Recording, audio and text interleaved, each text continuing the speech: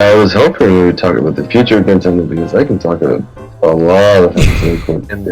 Because there's actually, this week was pretty big. I mean, there was a... Yeah. but if you want to keep it short, then it could be... No, I mean, it can go as long as we want. Like, I think we're going to primarily focus on the Switch Lite. If it rambles on, if it goes on for too long, it may be kind of... I mean, the only reason I want to keep it a bit short is just because we have an editor, and I don't want to hit him with another 2-hour and a half podcast. I think 1.5 hours is pretty much the max when it comes to, like, personally, when I'm listening to a podcast. If it goes longer than an hour and a half, I'm kind of like, well... Yeah, exactly. So that's what I'm thinking. I'm thinking the stuff on the agenda is going to be the main podcast part that gets edited. Everything else will just kind of be the extended podcast, which I will not have Alejandro edit, who is also a really good editor, by the way. Shout out to Alejandro. Have you seen this video? The promo video he made for us is good. It's fucking good. Not promo video? I don't think I saw it. Let me check it out after. Like the 5-minute video that he made for us, it's fucking good.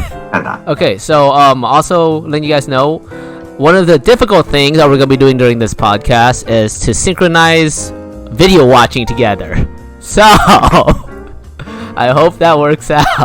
I really fucking hope that works out. It's like such a lot of trouble. Good luck. Yeah, why are we doing that? Share a YouTube link, right? Yeah, it's part of the YouTube link in the agenda. Search it on our own computers and click play or something. Yeah, exactly. So everyone's gonna click on the link, and then we're all just gonna make sure we hit play together at the same time. So the video is gonna be part of the podcast. I thought you were doing something. But is any audio coming from that video into the podcast? Yeah. Well, I mean, but everyone should be like playing it at the same time, so that we can all comment on it while we all watch it at the same time. Is what I'm saying. Okay, that's cool. So we're not gonna start because we should probably worry about when Alex is gonna pass out in the middle of our podcast. you know, also that at this point, I've actually had Andrew pass out in 2 podcasts, 2 fucking podcasts, or literally, we're talking, and then I just hear like. That's excellent. And God, dude, this happened during last week's fucking Halo podcast when Safe was talking about his experience with Halo 3, and then all of a sudden Andrew just goes like, and Safe was like, am I boring? Like, am I so fucking asleep when I'm talking? Oh no. I was like, oh God, I need to fucking mute Andrew. Shit. God, I fucking muted the shit out of him so fast. Holy. Okay. Mic check, everyone. Final mic check. Dan, you there? Hey. Cool. Austin, you there? I am present. What is this like hitting? Whatever. Fuck it. It worked. Alex, you awake? Body is ready. I'm awake. You did this yourself. Eric, you there? No, Bungie did it by introducing cross save. It's not, cross save isn't there yet. Shit. You have like another 2 months, 3 months. Moments of triumphs and season of opulence and summer solstice. Goddamn. Fuck Bungie. Anyways, alright, so, gentlemen, thank you for joining us for the podcast today. We're gonna start.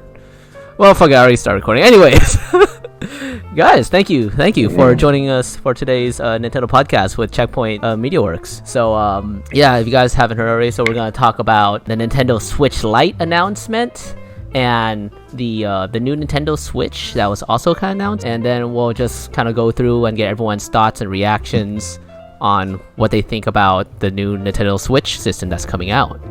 But yeah, just going through quick introductions. We first have Dan here, the owner of the largest Yu-Gi-Oh website in the world, YG Organization. Absolutely incredible and beautiful gentleman. I've had the pleasure of meeting at I believe E3 2015.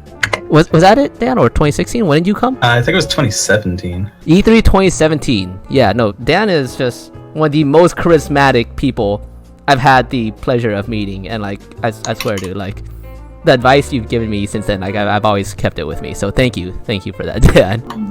Aside from Dan, we have our good friend Nickname / Austin. We also got our other regular S94 Alex, and finally we have another special guest, Herrick, aka Stupjam, one of the most talented artists I've ever met, and absolutely like just the kindest person I've had the pleasure of meeting at E3 2016. Did I also meet you at E3 2017? Yeah, I think it was about E3 20. Well, I saw you 2016, but I didn't actually talk to you until 2017. Yeah. Herrick is also fantastic. Just lovely gentleman. But yeah, Thanks for having me. Yeah, dude. Of course. Like, I'm very glad, very excited to have both Dan and Herrick on as a special guest for this podcast. And yeah, we're gonna have a good time because I know all y'all are Nintendo fanatics. So I'll be hosting this. Totally. I can't say much about Nintendo. I like Nintendo, but I'm not as big like fanatics as you guys. So yeah, let's get to it. So going through introductions.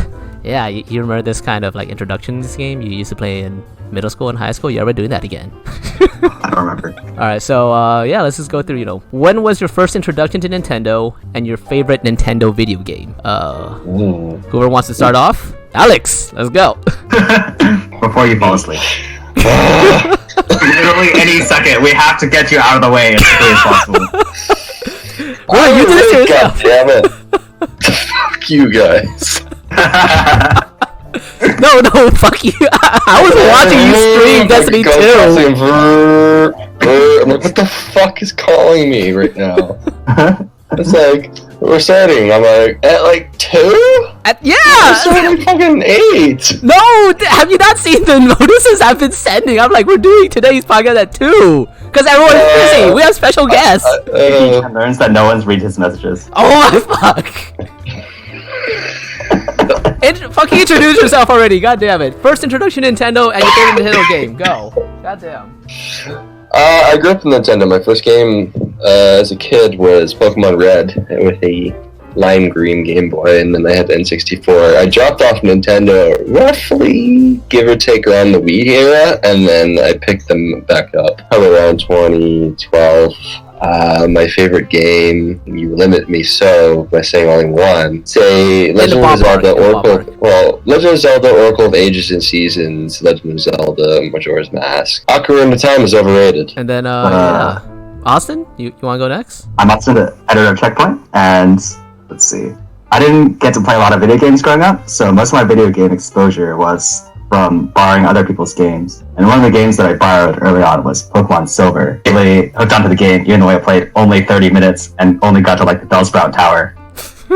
And then I borrowed someone else's game and played Pokemon Emerald. And Emerald has since become probably my favorite Pokemon game, favorite Nintendo game. It is the best game for Pokemon. Pokemon Emerald? Really? Okay. Generation has my favorite all-time Pokemon designs. Like almost all of them stand out beautifully to me. And other than that, probably Smash Brothers. Which Smash even is your favorite Nintendo game? The only one I own is Brawl, because I don't get to buy video games very often. Let's see, but basically, and started because he owned Brawl. He owned like the other Smashes, so I'd literally just invade his apartment while he was sleeping and play Smash. Wait, who? Do you remember? I'd go into your gateway apartment and play Smash. Oh, you're talking about me, motherfucker! Oh shit! I am talking about you. Wait, you were cutting out. I was like, wait, whose apartment are you invading? What the fuck? No. That was you. Fuck's sakes. Wait, you went to my apartment when I'm sleeping? I did that at least twice. What the fuck? I think I played Mario. What the fuck? I think I go when you're awake. Oh my fuck. I mean, I go when you're awake too. Go when you're awake too, so it didn't really make a difference to me. It's just like, alright, I want to play some Smash. I'm gonna go to B-Chan's place. Do I just not know this? I didn't care. Do I just not know this? What the fuck? I knew at least one time. Like, you told me a story where you were sleeping, and then you heard like some clunks in the room, and like you're like, "Oh, Austin's here." What? I don't remember this. What? Okay, I'll talk about it with you later. Oh, was I that careless when I was in college? The only Pokemon game I ever owned is Pokemon Pearl, because I got that for good grades in middle school. In fact, I got obsessed with that, so I wasted so much time on that. There's Pokemon Shuffle, which B-Chan knows this. I played that non-stop for literally like years. You had like a bad addiction to that fucking game, dude. It's a mobile game on the DS, and I could not stop playing it. They literally found my playback loop, and they exploited to the max. Cool. So that's what we're doing. Let's go, Herrick. You're up next. Your first introduction to Nintendo, your favorite Nintendo game. Introduction game. Well, I guess it's kind of a stereotypical I got for Christmas thing. N64, and I think the first game was Star Fox 64. Game I got, and I played a lot of my family, so it has a lot of like family memories. N64 was pretty much the only system I had for a while, so I just kept getting games for that. So Same. I have a pretty strong association with like the Nintendo 64 and my childhood and my families, who all happen to have N64 also. So one person gets a game console, right? And then everyone just kind of plays the same thing, so we were all just kind of on Nintendo 64. Because the N64 had 4-player couch play, lols. Like Smash Brothers, Mario Kart, hell and yeah. like Diddy Kong Racing and everything. It's just Lanai, but a bunch of people did. Yeah, I mean, even today, actually, about video games that much, but Star Fox 64 just keeps like popping back in my mind. It's weird. I would dream that I'm flying through the level and I find a new secret or a new shortcut or something. And like Star Fox 64 is like 20 years old. Why? I'm pretty sure everything I've already been found out about that game. So is that your favorite game, Star Fox 64? I think it is actually. It's kind of weird. It's not, I know it's not like the best game, but it's pretty much the one I have the most attachment to. So you must have been like freaking ecstatic when you went to that Fox Island in Japan, right? Oh, the Fushimi Inari, the Fox Shrine in Kyoto. Yeah, it was. I read that Star Fox 64 is based off of the shrines and the gates that you're flying through it. So seeing that in real life, so that was sick. Yeah, I would recommend if anyone wants to visit Japan though. Fushimi Inari is really crowded, so if you go in the morning, very top of the shrine, there's not as many people. So I'd recommend doing that. So that's my first Nintendo stuff. And finally, we have the man of the hour, Dan. Dan, you there? Hello. Hey, yeah. So, Welcome back. what's your first introduction to Nintendo and your favorite Nintendo game? It's a little blurry as far as first introduction to Nintendo. Probably Donkey Kong Country 2 at my grandfather's place. He owned a Super Nintendo, but it's pretty difficult to say for sure. My aunt also owned an NES at the same time, and I don't really know which one I went to first. I did my first console was an N64 with Diddy Kong Racing, and then Banjo-Kazooie, and my third game was Star Fox, which would be the first Nintendo title. So the first actual like Nintendo released video game I ever played for myself was Star Fox 64. My favorite Nintendo game and favorite game period is The Legend of Zelda Majora's Mask. Oh, good shit. Majora's Mask was a freaking cult classic, though. So like, that's completely understandable. Cool. Essential choice. Good to have y'all on the podcast. So yeah, before we jump straight into discussions about the Nintendo Switch Lite and how that was announced, we're just gonna take a look at the announcement trailer. So alright, here's the difficult part that I mentioned, gentlemen. We're all gonna click on the link to turn on the YouTube video. Yeah. We're all gonna click play at the same time, okay? Right. Okay. I know it's a little difficult. We're gonna go at 1. Alright, I'm gonna count down from 3 to 1. We're gonna click play at 1. Does everyone have the video ready to click play? Yeah. Alex, verbal confirmation. Yes. Eric? Yeah. Just FYI, if you don't have the video playing, you're probably just gonna hear the rest of us just talk and react over some nothing. So just don't let me awkward. Okay. So like I said, I'm gonna count down from 3 to 1. When I say 1, hit play on the video, and then we'll just like give our live reactions on the video. Sounds good? Yep. All right. Cool. Counting down. 3, 2, 1.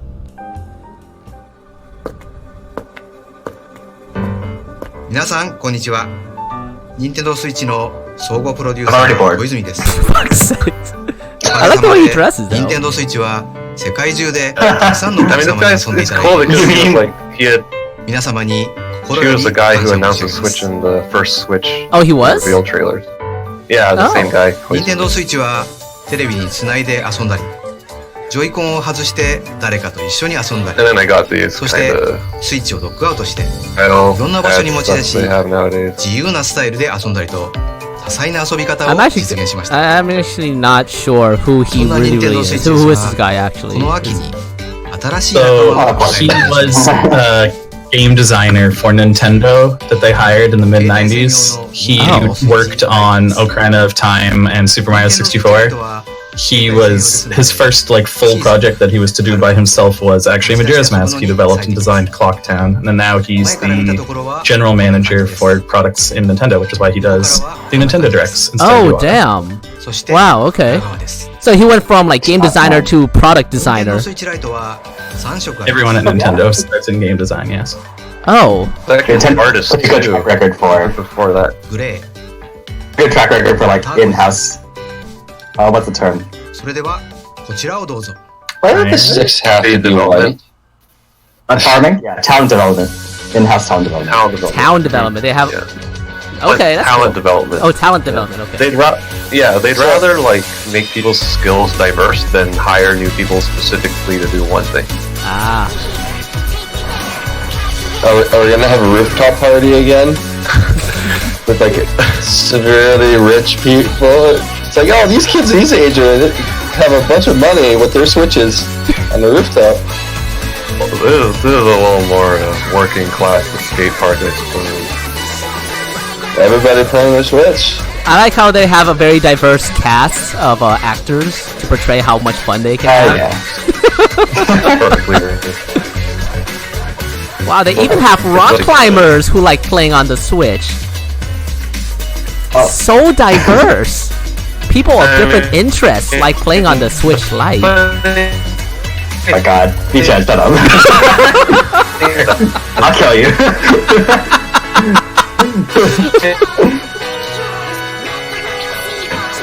Oh, this is the first time we've seen an Asian guy play the They're not like Switch, though. enjoying fucking Hong Kong. They're just playing Switch with their.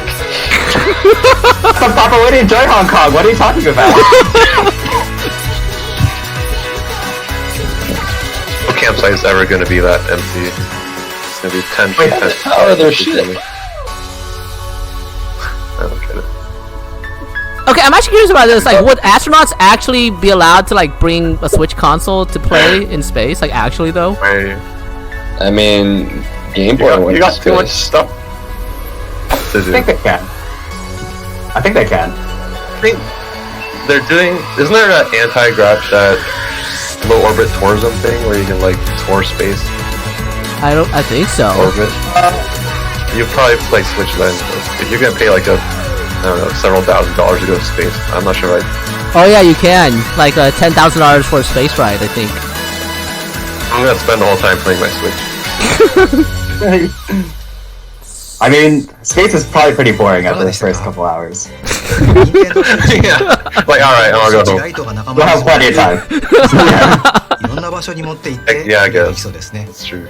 Optimized for handheld play. Handheld Now we get to the play. part where we make it worse. That's a nice Switch. I don't see the issue here.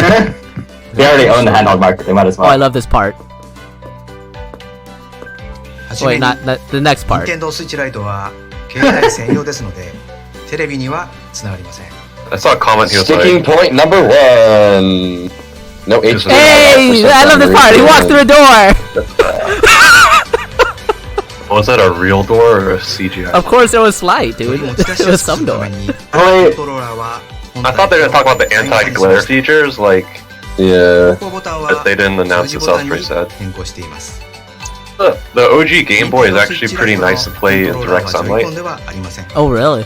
Because of the way the LCD yeah. work, they were. HDD Yeah, it's really Oh good. no, thinking about that, the thing worth was actually lost with the freaking IR これだけ sensor. で操作するゲームソフトは例え Because I was thinking that the 3DS had this problem where if you try to play in direct sunlight, it was really hard to see what's going on, which is obviously a problem in California because it's So much sunlight. 携帯モードでプレイできる全ての Oh, it seems like they're not doing anything to address that. You can't play Mario Party on it. What's up? スーパーマリオオデッセイ Super Mario Odyssey. ゼルダの伝説ブレスオブザワイル Well, ド Mario Party isn't compatible with this anyway because you have to detach the Joy-Con.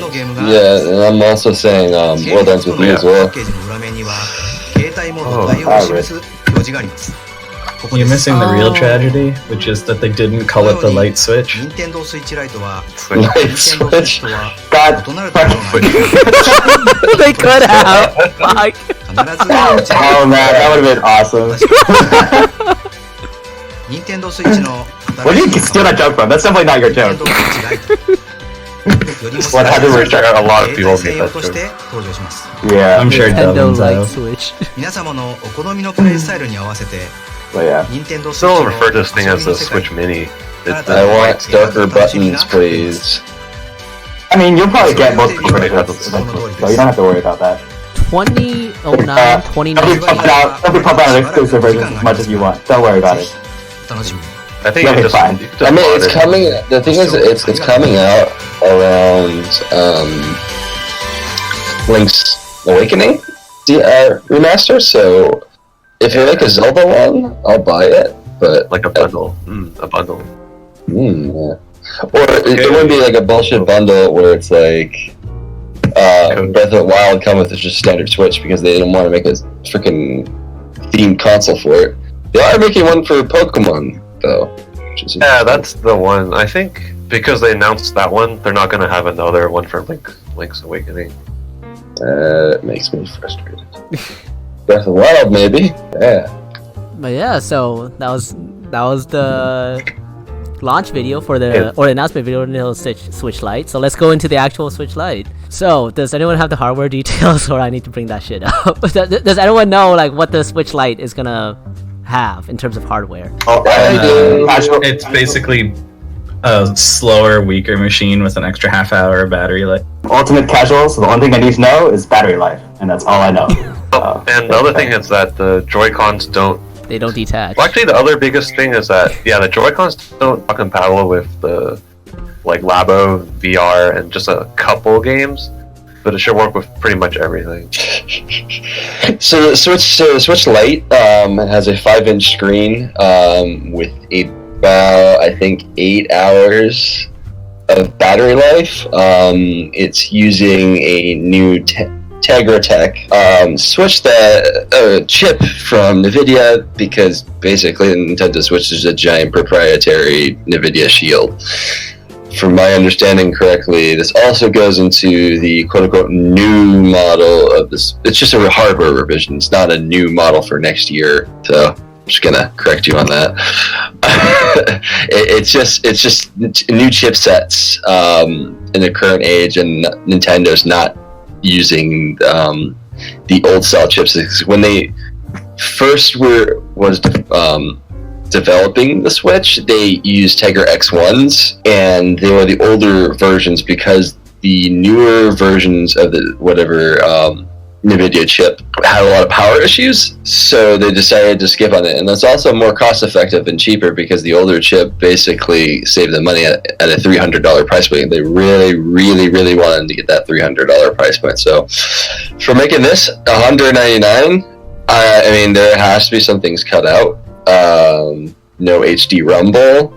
As long as there's rumble in the first place, that's fine. I don't really care. I just kind of want rumble, not because I mean HD rumble is another Nintendo marketing gimmick where it's just like they added motors in different locations rather than just one singular motor at the bottom. It's a 5-inch screen. The fact that you can't dock it, which is kind of weird because it has USB-C. So either they at a software level left the ability to do TV out, or they just didn't include HDMI out through USB-C, which would be kind of weird because it's just a tiny port. Yeah, that's basically all I can remember. I'm also seeing it's a 32 gigs of storage, has a micro SD card slot, a headphone jack, and everything else you've already stated. USB-C port for charging.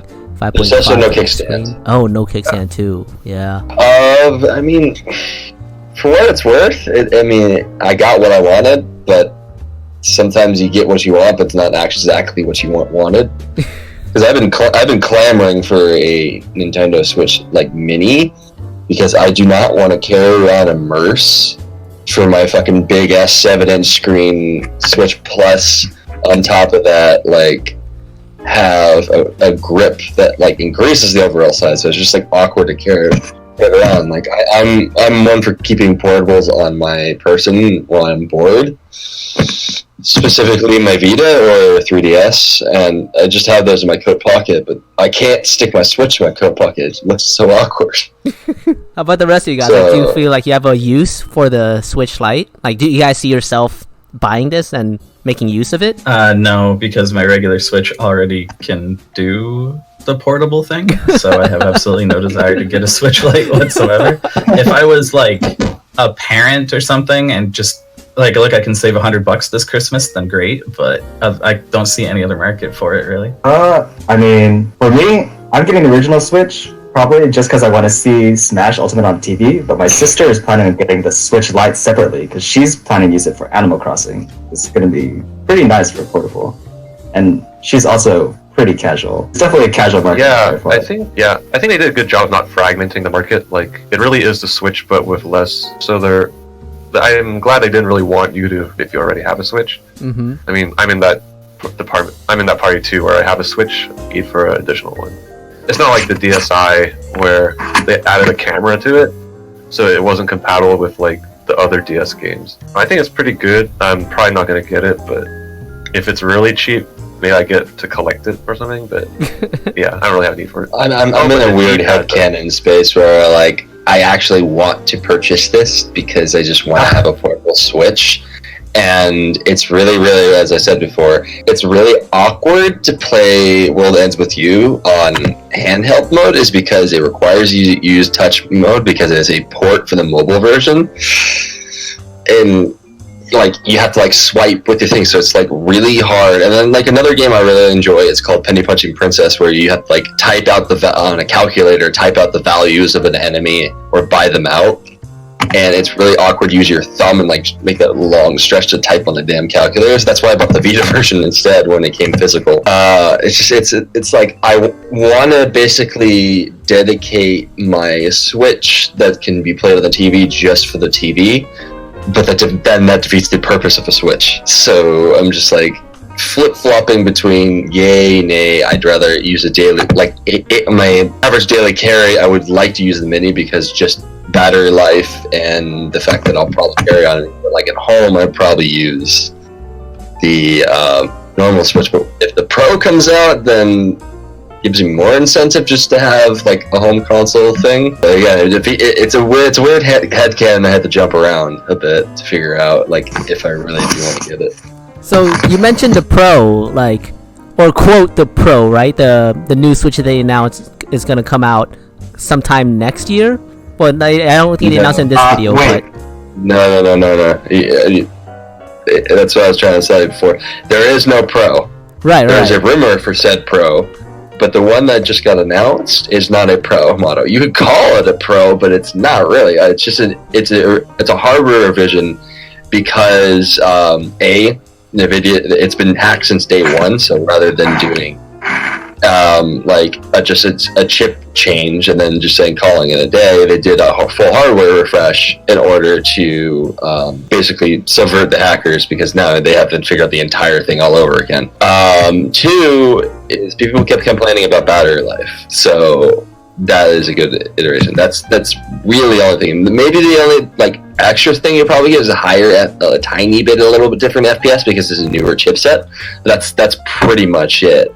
It's not too substantial. Now, 9 hours of battery life is nice, but they also have a weird thing of anytime you see a new hardware analysis, it can play Breath of the Wild for X amount of time. They use Breath of the Wild as a benchmark. I find it funny. Yeah, so that's you can really play Breath of the interesting that Wild. they use that as a benchmark. I mean, it's a very, very intensive game. Yeah, That's the point. That's why you use it as the benchmark. Yeah. So you need to know how long. It's about the original Switch is about 4 hours, I think. And they increased it to 6, I think, and it's up to 9 hours now. It's 20% more battery life. So I'm reading. I'm more inclined of trading my Switch in just to get that because I want more battery life. So I'm reading original Switch promised around 2.5 to 6.5 hours of battery life while playing Breath of the Wild, and the new version, not the Lite version, but the quote Pro/new version, is going to be 4.5 to 9 hours of battery life. Aside from Alex, do the rest of you have battery life issues with your Switch? Do you feel like this is a big improvement that is, worth? It's a pretty huge improvement, but it's mainly if you're using it as a handheld. That's basically it. The only time I use mine as a handheld is on flights, and none of my flights are longer than the current Switch's battery life. so the battery life isn't why I would get one. I would get it if it had like better resolution or like more FPS. Right. So I don't think it has better resolution, right? Sorry. Go ahead, Herrick. Go ahead. Oh, I mean, I was just about to say, yeah, that battery life is about the same, 2.5. It's much longer for battery to not be an issue. I mean, at 20% more battery life, you still need to carry around a charger with you at all times, pretty much. Like, if you want to take it out for multiple days or if you're on a long flight. So, it's an improvement, but it's not really going to be a game changer, in my opinion. It'd be great if you go to Anime Expo and you need to play Pokemon Shuffle for 6 hours. You can probably play that for like 12 hours.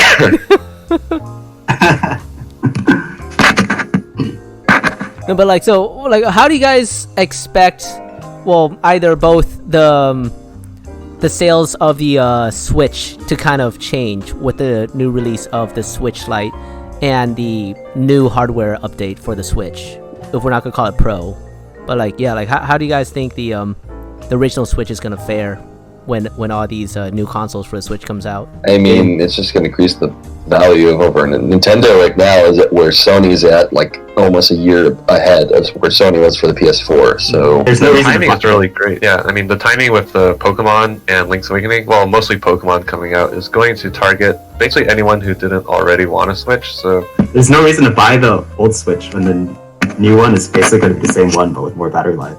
Like, the price is the same. Yeah. All price specs are the same. The battery life is different.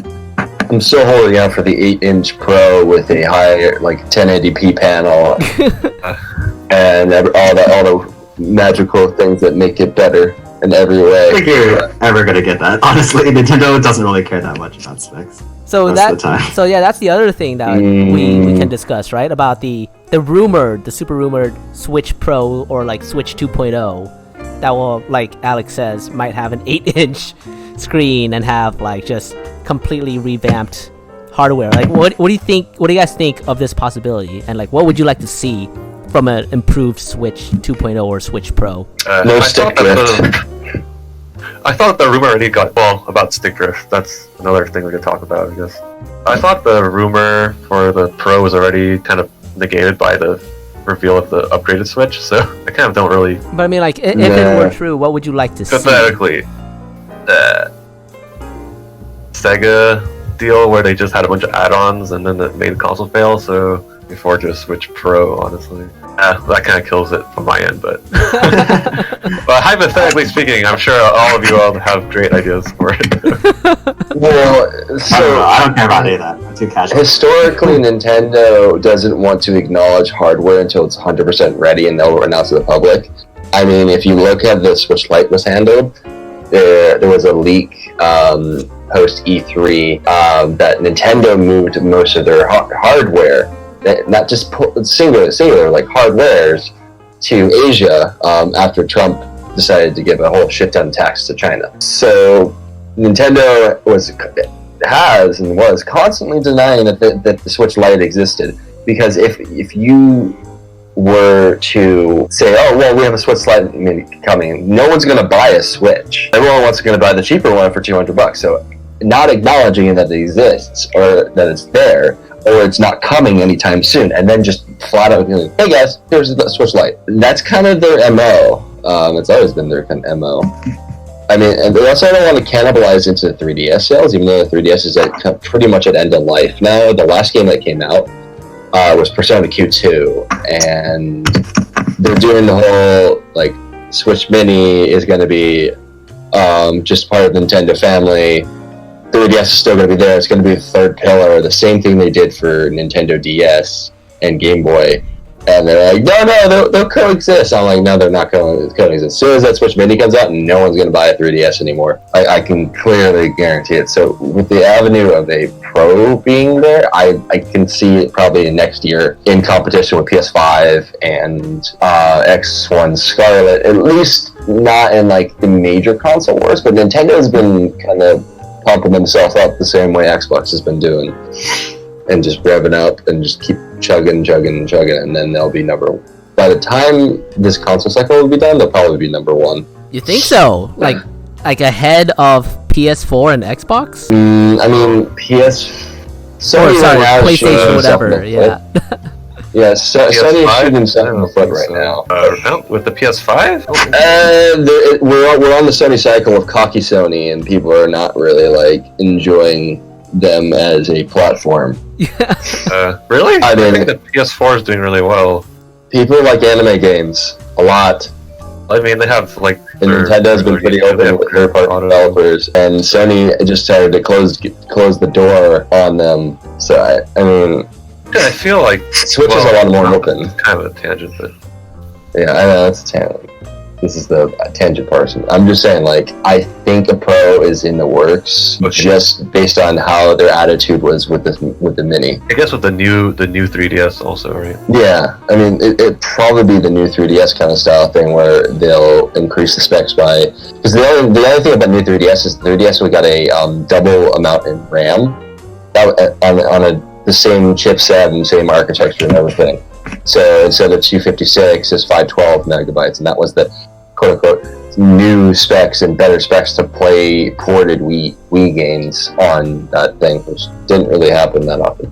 So, and if we're going into more theory crafting, I mean, like, if they actually work on the Nintendo Switch Online, I think they could probably get N64 or GC, and that's a pipe dream, because I mean you can run it through modifications and it works fine. But I guess we can think about it, Alex, in terms of like what problems would it solve, I guess?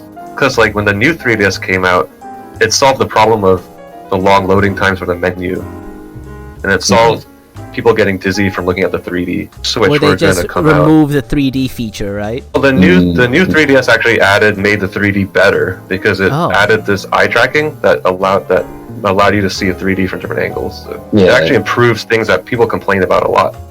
But if a Switch Pro were to come out, problems they would solve that people have. I mean, aside from I want it to be more powerful, that's not really a problem. I mean, because doing on the Switch is awful. It has really bad pop-in.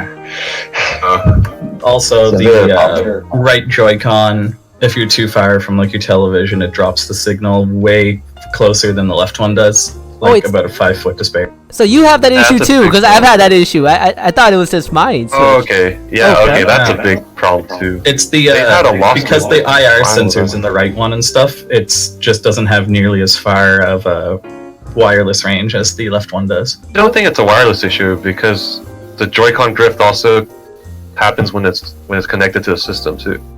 Not the Joy-Con, not the joystick drift. The signal literally just drops. Oh, that I can one. hold both the Joy-Cons and sit on my couch, and my right Joy-Con will just not work, and the left one. Yeah, I had that problem when I first got my Switch, so I just sent it to Nintendo, and they replaced it and they sent it back to me. So that's a primary concern I have for the Switch Lite is the fact that the way it'll be easier to open up because it's one single chassis, at least from my understanding. I mean, I'm looking around on like models or like just what the renders have been, but like if you get stick drift on your Switch Lite, that's gonna be a bitch because it's a bitch to replace the overall stick in just the right Joy-Con in the first place. So yeah, that's a big problem. The stick drift is the thing that I think a lawsuit. Yes, Nintendo got sued 2 days ago for the stick drift. Yeah. But I'm talking about even like button presses; they completely just drop inputs on the. Oh, really? That's really bad. I've had that issue too. Yeah. It literally has a shorter signal range than the left one does. So you think everything's working fine because you're moving with your left thumb, and then as soon as you press A with your right thumb to jump, he just doesn't do it. Yeah. I had that issue when I was playing Hollow Knight. I was just like, wait, I'm not jumping. I'm really not jumping with my Joy-Cons. I had I was that like, during what the hell? Fortnite. I was having like severe input lag for no reason. And it works perfectly fine if you get even like 2 or 3 feet closer. But and the left one, you won't even be able to move if you get 5 more feet away. But the left Joy-Con has a way farther wireless range than the right one does. So if you're doing stuff like moving around using the left one, you might not notice, especially like where my couch is right on the cusp of too far away. So if I like lean back, I'm too far away, and if I sit up, I'm close enough. It's really annoying. Dan, do you have a launch switch or something? Yeah, I got it launch day. Yeah, I think you could the early ones, they all had reported that problem, so you could actually just send it to Nintendo. I'm not sure if they pay for shipping, but you sure? No, they replaced mine for free. I got my Switch like in December of 2018. I'm having similar issues too, though. Mine's Really? definitely not a launch switch. Yeah. I see. Yeah, it's a very common issue that they actually acknowledge, and they will replace. It's the thing with the wireless chip. There's something like they stick a piece of foam in there that The hell? increases the sensitivity. Yeah, like Does this They stick open- I What? remember this. Yeah. They stick a piece of foam and it fixes everything. What the yeah, hell? that's I the think I read wireless issue. That was a thing like when they launched, and I guess it's still happening, but it seems to be a little different than the Joy-Con. So, I mean, like, yeah. So, like, do you guys think that this problem will be prevalent in the Switch Lite? Because I was talking to Alex about this a little last night, but I'm thinking, like, it's all one piece of hardware. I'm thinking it should have different kind of wiring, because the current Switch Joy-Cons need to be connected, like, magnetically, I think. I'm not sure how it actually. no, there's just like a little. There's like a little USB. There's a contact. There's a gold contact. So that's right, but it's not like exactly like direct wiring. That's why I'm thinking, like, hopefully the Switch Lite will see fixes to the joystick drift. Well, the issue is that if they use the exact same joystick components, Yeah. I think they'd be the same There's size. also I the think, fact where like they're about to go to court for this joystick drift thing, and if the issue is entirely fixed on the Nintendo Switch Lite, then that signals like at the time they were produced, they knew about the problem, right? So that would severely hurt their court case on the physical Switch. Like, this is a problem you guys knew you had and have fixed it. It's literally evidence against themselves. Yeah, that's it. That's a big It's a simple way, actually, of being fixed too, because the component that's being messed up is that there's a rubber ring, and over time it degrades, and then it just breaks down. It's just Right, cheap. so cheap. If that rubber ring is not present in the Switch Lite, Yeah, that's Nintendo admitting they know there's a problem with the rubber ring, so they would lose their court case. Mhm. That's interesting. really? So if they actually use the same Switch component in the Switch Lite, it wouldn't hurt their case. Correct. It's so weird. They have to not literally show that they were aware there was a problem. Otherwise, like, the whole point of their court case is that they have to not feign, like, ignorance or incompetence. So if the Switch Lite comes out with that problem fixed, that's them literally saying, we've discovered this problem already and fixed it a year ago and just never told anyone about it or offered any, like, recalls. Or repairs, right? shit. That's interesting. So now they're sitting with this issue where, like, they could either come out with a fixed Switch Lite or a Switch Lite with potential issues, and people would just have to, like, keep asking for refunds or, like, for fixes to their Switch Lite. And yeah, it sounds like Nintendo is, like, in between a rock and a hard place right now. I Shit. mean, I saw someone on Reddit say they sent because they had the Mario Odyssey edition, which is the dark red one rather than neon red, and they said they sent their Joy-Cons in 5 times. This is on Wow. a post about the lawsuit. It was in the comments. He was just like, yeah, I've sent my Joy-Cons for stick drift 5 times at least, and I'm getting sick of doing this. Like, I tried to repair it myself, and I couldn't do it. So I sent it to Nintendo, and I get it back, and then it'll be a couple months later, and then it wouldn't. Then it unfix itself, and then I have to send it back, and Damn. yeah. There's a really cool video by Spawnwave, who basically takes apart consoles, and like he's actually probably going to take apart the Switch Mini, and take it apart. But he actually like gave a really good video on how and why the stick drift kind of exist, and how the reason why like you can use WD-40 and if temporary fixes, it's like it lubricates it a tiny bit, but that's like but it unfixes itself. And So it's a it $10 fix too. That's kind of a lot since controllers only. fix? Yeah, Lol. $10. As opposed to sending it They in. have to- Fuck. How much is shipping though?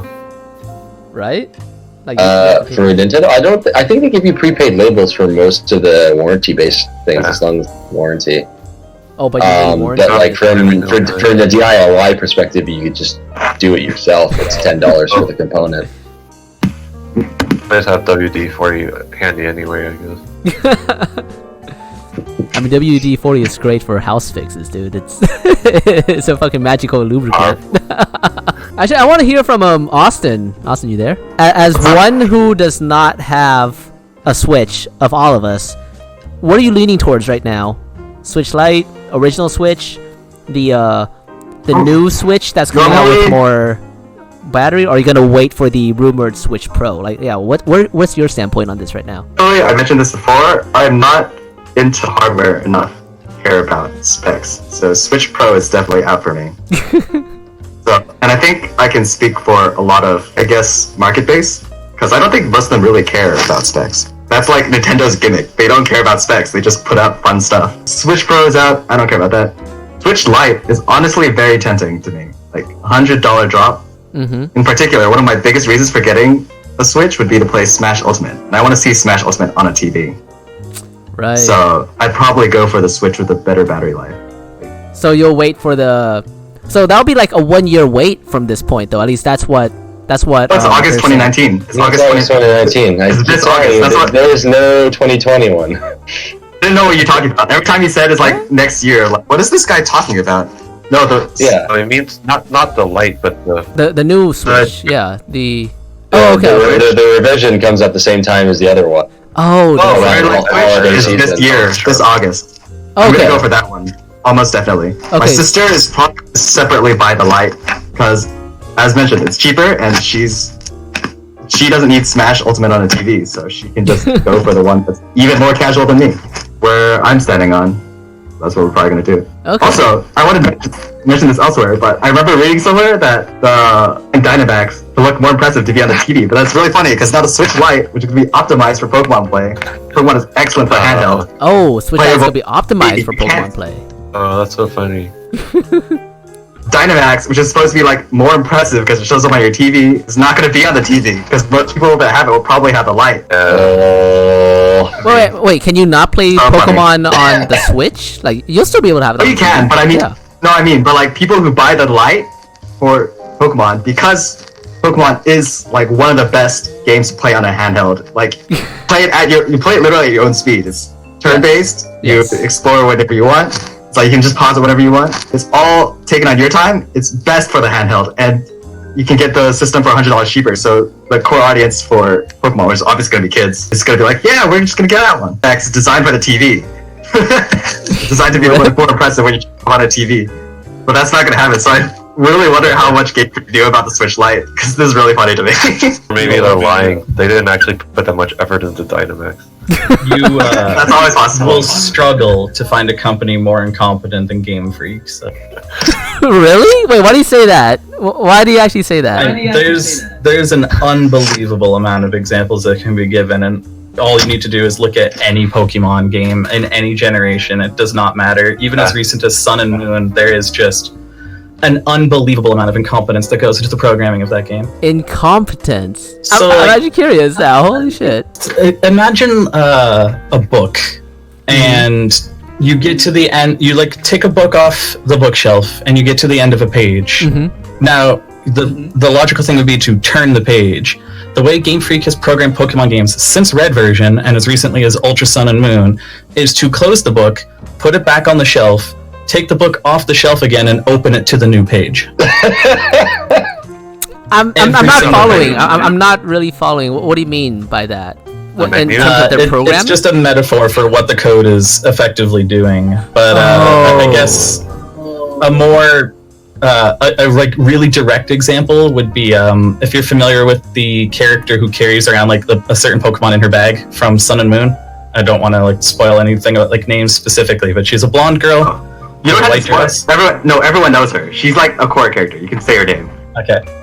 Lily. Well, yes. I know. If you look at the code for Pokemon Sun, there is 64 different sprites for Lily, and they're all the exact same. There's just one for each area she appears in. Instead of just reusing the sprite, they kept making more and more sprites for every shit. And yet they can't create sprites for all the rest of the Pokemon. See, that's why they can't create sprites for those Pokemon. They're making too many sprites for the characters. Wait, why are they doing that? I mean, it's why, like, there's a pretty famous story about Iwata where he came in because Game Freak couldn't fit Pokemon Gold and Silver. They couldn't complete the game. They couldn't fit it on a Game Boy cartridge. Oh god. And Iwata famously was able to compress space so much that he was able to get the entire Kanto region on there too and make it a 16-badge game. It's one of his claims to fame that makes him like one of the most renowned programmers of all time. But it was just as much about his ability as it was Game Freak's utter incompetence that wasted all the space on the cartridge in the first place. Oh fuck. That sounds about right. So you're saying initially Game Freak couldn't even get the entire Johto region onto the cartridge? Yes, correct. Couldn't even get 7 badges on the game. Shit. It's just flexing. A lot of just flexing. Oh shit. One guy He could could have in his free time, by the way. Oh my god. Lol. Oh, then was he with Kirby? Was he working with Howell at that time or something? Yeah. So like, why has Game Freak not improved since then? Like, they've had how many Because generations? they make so much fucking money, they don't need to care. One is like literally the money generator. It is unbelievable. They have something called Pokemon Sleep, where they track while you sleep, and that's how they earn more money. Oh yeah, that's happening. I mean, there's probably a lot more people working on spin-offs and merchandise than the actual core team itself. Like, there's a reason they took Megas out of Gen 8, and that's that just the creation of Mega Pokemon in general means every further game after it is going to have to include the like 36 or whatever Mega Stones and a way to get them in every game from now on, in addition to how you get the like 24 Arceus plates and all of the other held items. And every time they like all the Z whatever the hell they are, like, and Alolan forms of Pokemon now. Every time they come up with a new idea, there's such a little amount of future proofing in it, and it's just unbelievable how bad they are. Well, it's kind of hard at this point. Now there's like 1,000 Pokemon. Right, but it wouldn't actually have to be that hard if they didn't like just go about it. Every idea they ever have is just only good in the moment they have it, and then like a year later they're like, oh shit, this idea was actually bad. Yeah, so about that, this is a tangent from the Switch discussion, but fuck it, we'll go into it. Dan and Austin, I want to know everyone's thoughts on this, about the new Pokemon game coming out, Pokemon Sun and Shield. What do you guys think about how they're cutting out a few Pokemon? Okay. So before we say anything else, I want to establish this. We are going to refer to this phenomenon as a Dexit, and I will not have it any other way. As a Dexit. It's called Dexit. National Dex cutting is going to be called Dexit, and we cannot call it anything else. Pokemon Dex exit. Good God. That's a good one. It's not mine. I don't know where I stole it from, but I saw it and was like, this has to be the name that we use. Fine. Yeah. What are you guys thinking of the Dexit? Like, have you all heard of this? Like, do you know what it is? Oh yeah. So my thoughts are reserved until I actually see. They have just come right out and say that there is no national dex. So the only Pokemon you'll be able to get are ones that are available in the Galar region, which on the surface sounds like holy crap, but technically, and this is me giving Game Freak way too much credit, they could actually just have a regional dex that has like 800 Pokemon in it. So until I actually see how many they've cut, if actually any, like, I want to reserve like judgment. They could, like, the only Pokemon missing could be like Makuhita, and like I don't give a crap if Makuhita's. I mean, from my understanding, although Game Freak has a weird way of like, oh well, your Pokemon that from another generation, the Galar region's too cold for it, so it didn't want to come over. That was a little weird. That was a real weird thing about just role playing. That's just role playing. It doesn't matter. Don't worry about it. That's hilarious. It's like, yeah, that's such a we don't have a bullshit. national dex. Your Pokemon's too cold. I'm like, what? you can clearly say just like it's a balancing issue to balance 1,000 Pokemon in a thing, and it's we have a decent competitive scene, but most of the time people don't even care about IVs and stats. There's just some of the really poor people. Actually did use the balancing argument too. I just want to say something. The balancing argument seems like a lot more fake to me than the weather argument, because fake? Oh shit! does not give a single shit about balancing. It is so funny. Like, literally, I remember my first major competitive experience in Pokemon was when Gen 5 came out, and they put Drought and Drizzle onto like mainline Pokemon, depending on how much this breaks the game. Like, the weather is amazing. If you want to think Game Freak has any credibility about balancing or care about competitive Pokemon at all, you just have to look at Mega Ray. Look at what? Rayquaza. Oh god. Mega Rayquaza, literally like, Mega Rayquaza like literally broke their game. It was so funny. Like the competitive scene was so mad about Mega Rayquaza existing, they created another tier just to put Mega Rayquaza in it. Yeah. Just for Mega There's a- Rayquaza. there's Oh a- shit. There's a format in competitive Pokemon called Ubers, where every Pokemon is legal, even the ones that are like too broken to be legal, like Mewtwo and stuff. And Mega Rayquaza is not even legal in that one. Fuck. It was a huge deal when this was when like the competitive community decided on this. Because normally, like, I give the competitive community a lot of shit, and I give them shit about this too.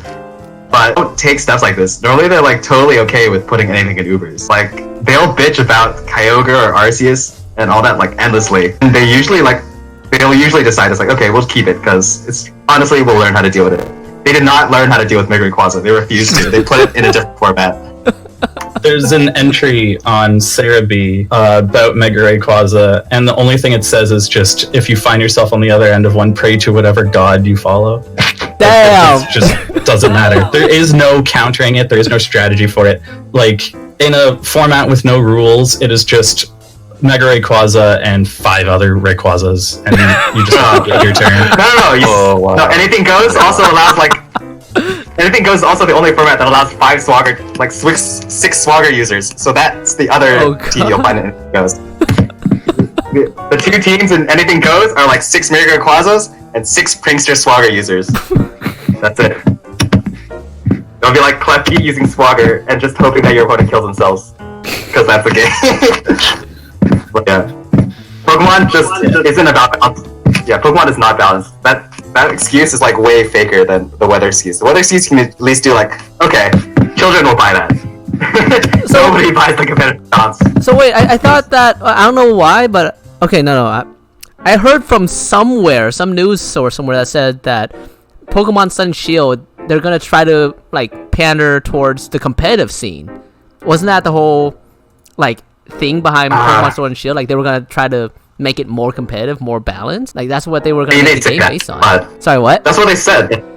They said that it's like, okay, we need to do this to like balance the game. But that's what I said. It's like no one believes that. They don't.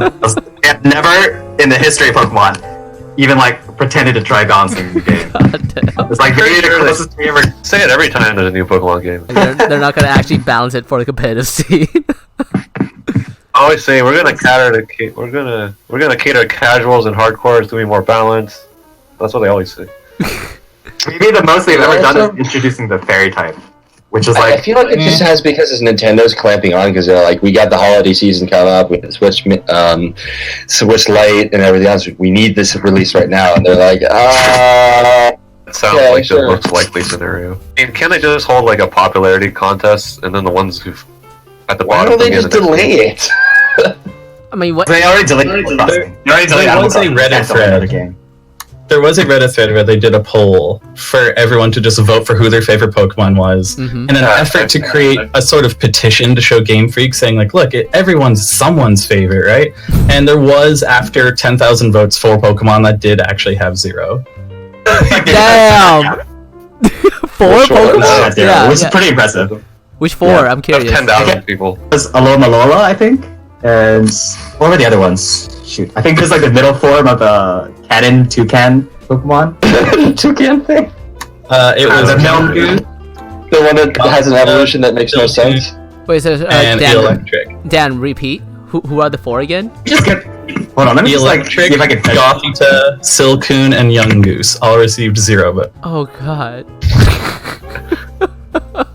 Yeah, I mean, it's just Silcoon, like that's just funny. like That's funny. Silcoon was funny. People were making fun of Silcoon. It's like, Cascoon Gang, rise up. Electric, the eel Pokemon. Gothita. I got the thread.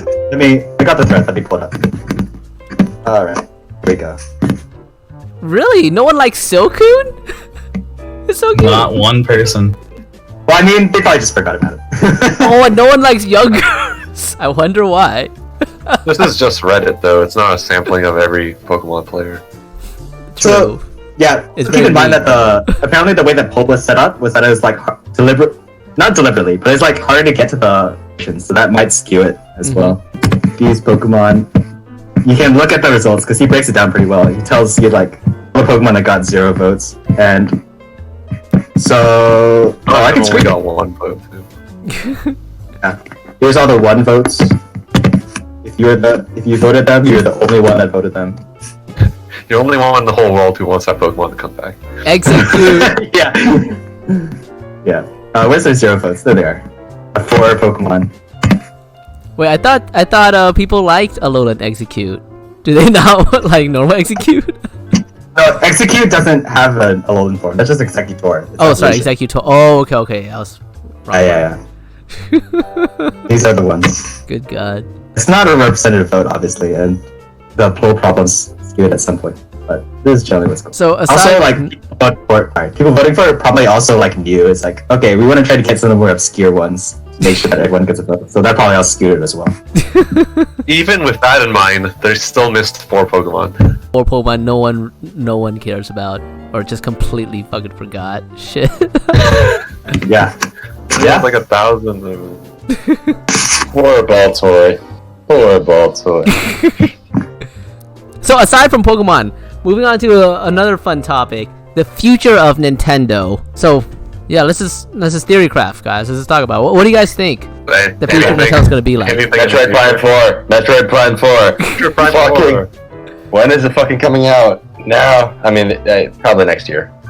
Give or take. Actually, I kind of have a lot of issues with. I mean, like, it's hard for me to believe a Metroid Prime 4 could actually exist. A couple of things, like in terms of graphics and gameplay, that came out right. It was like GameCube. It was like Halo, right? Yeah, I mean, it was the first-person shooter, like in that era. And it could compete. I mean, Metroid Prime looked really great compared to right next to other AAA games like Halo. But I mean, now we're into AAA where people expect stuff like scanned faces of actors, and we're talking about like really detailed stuff, which Nintendo has no experience in. So for a Metroid Prime game to have the same effect as Metroid Prime did, doesn't seem like it's gonna work. Just don't do other M plays. Yeah, that's what they tried. Relatively, like, probably just do it the regular Nintendo way and just put it out and people will buy it because it's Nintendo. That's what I'm expecting for pretty much this week. As soon as that collector's edition, even though I have barely any money, I'll instantly buy that because my staple childhood series is Metroid and Zelda. Oh shit. Pokemon's in the back burner for me. I mean, I grew up with Pokemon, but I stopped Metroid. around. Yeah. Okay. Fucking love Metroid. It is. Yeah, Metroid Prime and Metroid Fusion are probably some of my favorite games. Prime Hunters was one of the first Metroid games I played, and I fucking loved it. Oh, that was the one that came. You mean the demo that came with the DS? It's an actual game too. Oh, okay, cool. I never tried that one, but it looks really good. It was actually one of the first games with online multiplayer, like an actual like lobby and shit, and it's like PvP. It was pretty cool. What's this? Controls are a little hanky because there was no secondary analog stick. Actually, there's no analog stick in the first place. There's 2. You still got the directional input and the touchscreen input, so that's like 2 analog sticks. Yeah, there was another command scheme where you would use to move left and right and strafe. You would use your left hand, and then to move the overall like y-axis and x-axis, is you would use the AX, AB things, and then you would jump. I think it was kind of like bumper jumper in a sense. What else? There's the whole notion right now that the reason why Metroid Prime was actually not at E3 or anything to do is they wanted to focus on Luigi's Mansion 3. And also because Metroid Prime, the development got shafted. Yeah, I see that they're restarting Metroid Prime 4 development. Yeah, it kind of goes to what I was thinking. Like, I just don't see how a Metroid game can be possible in this environment, and they just had to rethink the entire thing. So yeah, that's because you had Bamco doing it at the time. It's a weird thing when they the Metroid property to other companies because you get shit like other Oh wait, they're having Are they having Bandai take care of Metroid? They had Bandai work on it. Was that confirmed or was that weird? Yeah, they shifted from Namco Bandai because there was a whole bunch of like assets that were like trademarks under Bamco for Metroid, and they couldn't keep it up, or something like that, or something didn't go right the way they see that So Retro was busy working on something else, so that's why they hired another studio, because they wanted another Metroid Prime. And then I guess Bamco didn't do so well, so then they canceled development and said, "Hey, Retro, can you actually fix this for us?" And they're like, "Sure, we'll do that." Redo the whole thing. I'm more excited because I want to play. I have a hacked Wii U for just a couple games, and I do like Metroid Prime Trilogy on the Wii U, but like I would love to see like a remaster, because I mean it'd be a perfect game for the general Switch, just because it can use motion controls to move both axes and walk around. You could do kind of like scanning with your visor and like use the gyro on the Switch and just kind of move that would around. be cool. That would be really cool. Like you have a lot of. You could have VR. Yeah, and then Nintendo made it like a whole Labo push on VR. It'd be a great thing for VR too. That would be really awesome to actually see official Nintendo Metroid VR. Yeah, Low-res, blurry, but still. I'm curious about your thoughts on this, Dan. Like, what game are you excited for the future of Nintendo? Pikmin 4. Pikmin 4? yes. Oh yes, that's definitely a thing. You want to go into detail on that? Like, any thoughts? What do you think is gonna happen? I think they will release it and I will pay any amount of money for it. See, that's the Nintendo effect. I told you. They don't need. They honestly don't really need to do that much of their gimmicks. They could just put out Metroid 4. They can put out Pikmin 4 and people would buy it. That's what people didn't.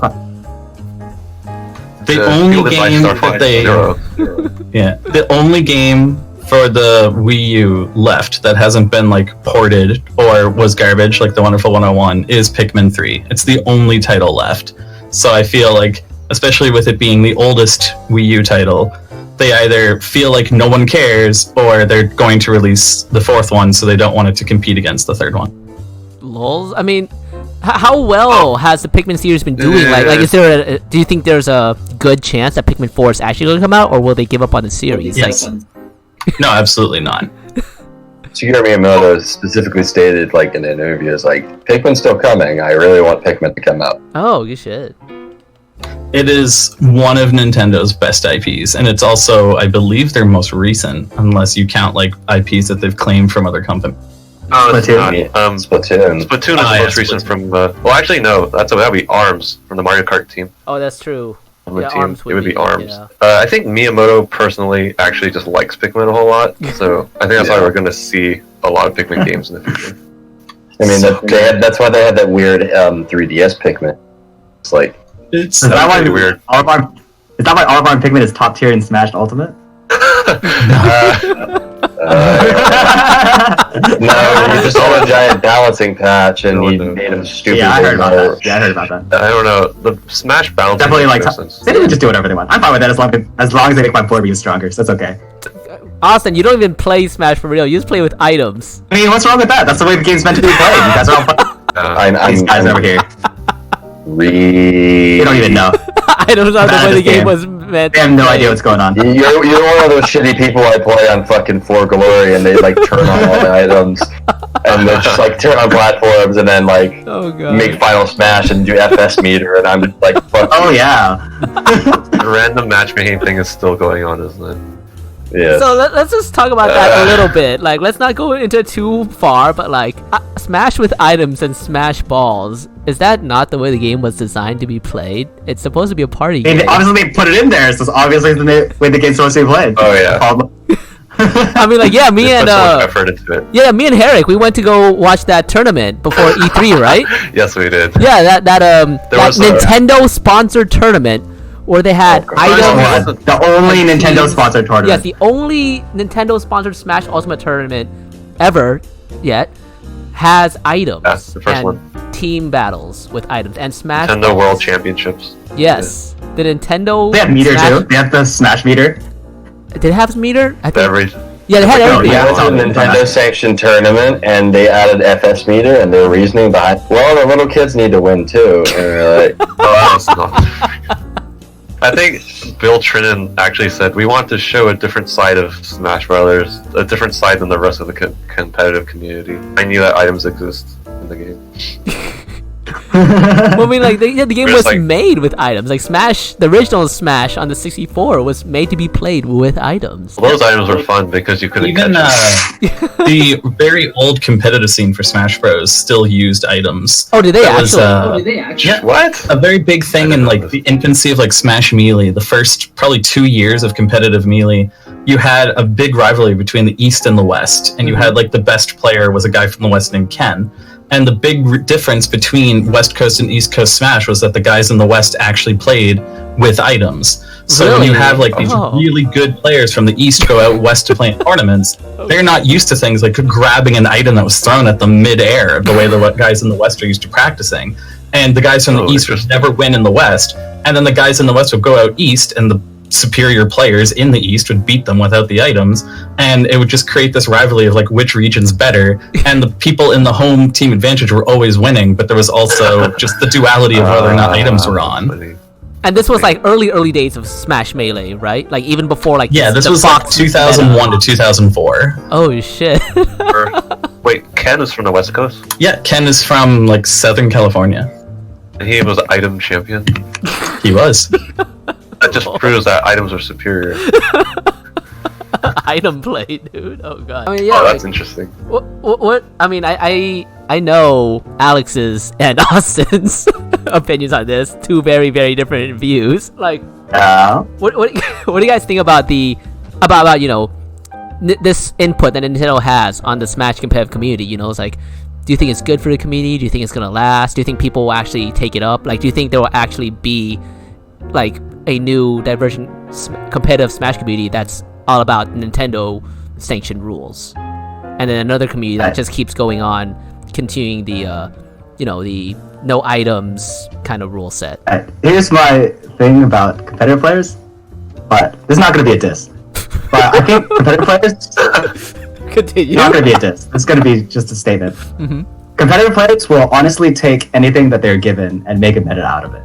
So I mean, they'll still have their own player organized tournaments that will have items on, but if the Nintendo tournament's available, they'll join it and then they'll play with items on and they'll find a new meta there. In Pokemon too, like Pokemon, the Dexit matter for competitive Pokemon players because competitive Pokemon players will just take whatever they've gotten and figure it out from there. Right. Because just actually kind of weird to think about because it would be like, okay, this is going to be supposed to help competitive players, but no, not really. Competitive players will just do whatever. It'll actually probably hurt casual players more who just have their Pokemon missing. It's like, no, I want my Pokemon to be here. Like the Pokemon that they liked. They need a popularity pool, so they need to pick the ones that no one likes and don't put them back in. Put down all the ones like- people don't like.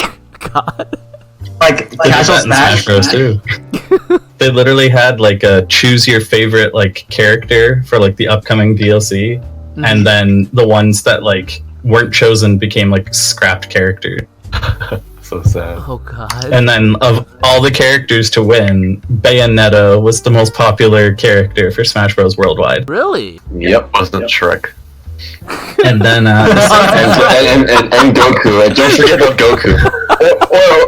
We should on the poll all those goddamn Sora panders that just want fucking Sora in the goddamn game. Oh god. Because you got your Please, no representation. Sora, no Sora. Please, no it was Sora. really interesting. Banjo was actually first between North America and Europe, but so few people in Japan knew who the hell he was that Bayonetta ended up being first worldwide.